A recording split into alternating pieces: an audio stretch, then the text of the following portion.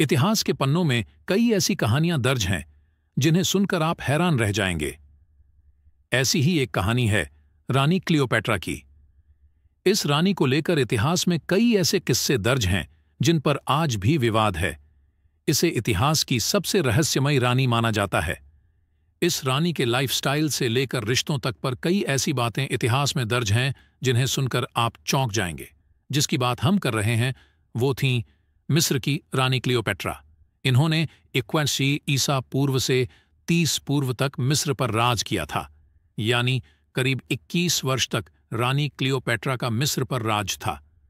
कहा जाता है कि इस रानी के दौर में मिस्र की अर्थव्यवस्था जितनी मजबूत हुई थी उतनी किसी और राजा के दौर में नहीं हुई। हालांकि रानी सिर्फ अपनी आर्थिक नीतियों की वजह से दुनिया में लोकप्रिय नहीं हुई, बल्कि उन्हें पूरी दुनिया उनकी कुछ बेहद खास आदतों के लिए जानती है। रानी क्लियोपैट्रा को लेकर कहा जाता था कि उस दौर में उनसे सुंदर रानी पूरी दुनिया में कोई नहीं थी। इतिहासकारों ने उनकी सुंदरता के बारे में लिखते हुए इस बात का भी जिक्र किया था कि वह इतनी सुंदर दिखने के लिए गद्दी के दूध से रोज नहाती थीं।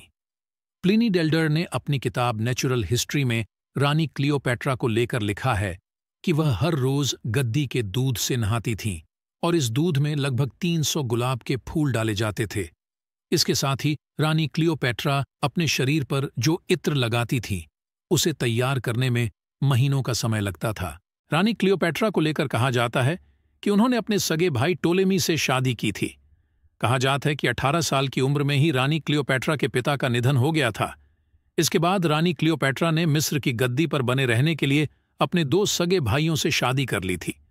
हालांकि बाद में जूलियस सीजर की मदद से रानी क्लियोपैट्रा ने अपने भाइयों को रास्ते से हटा दिया और खुद मिस्र की गद्दी पर बैठ गई।